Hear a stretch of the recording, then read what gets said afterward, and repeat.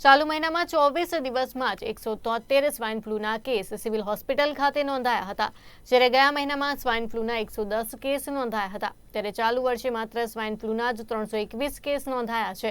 બીજી બાજુ પાણીજન્ય કેસમાં પણ હાલ વધારો થઈ રહ્યો છે, જેમાં ઝાડા ઉલટીના 562 કેસ અને કમળાના 85 સાથે જ ટાઇફોઇડના 204, કોલેરાના 4 કેસ પણ નોંધાયા છે. ત્યારે સિવિલ હોસ્પિટલમાં 26 દિવસમાં 15 નવા કેસ નોંધાયા છે અને હાલમાં 5 દર્દી દાખલ છે, જેમાંથી 2 દર્દી ઓક્સિજન ઉપર સારવાર હેઠળ છે. ત્યારે દાખલ દર્દીઓ 48 થી 65 વર્ષની ઉંમરના છે અને સિવિલમાં સ્વાઇન ફ્લૂના 5 અને કોવિડના 2 દર્દી સારવાર હેઠળ છે, જેમાં એક દર્દીને રજા અપાઈ છે.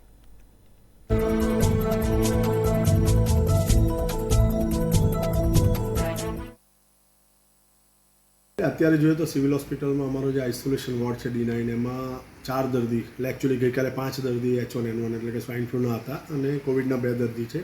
5 દર્દીમાંથી એક વ્યક્તિને રજા મળી ગઈકાલે, એટલે કે અત્યારે 4 દર્દીઓ છે. 4માંથી 3 ગુજરાતના, એક મધ્યપ્રદેશનો, અને એ જ ગ્રુપ જોઈએ તો લગભગ 48 થી 65 યર્સ સુધીના લોકો દાખલ છે અને એમાંથી 4માંથી 3 લોકોને સાથે કોમોર્બિડિટીઝ છે. એક વ્યક્તિ બાયપેપ પર છે ને એક વેન્ટિલેટર પર છે અને આ 4માંથી 3 પુરુષ છે, એક મહિલા છે.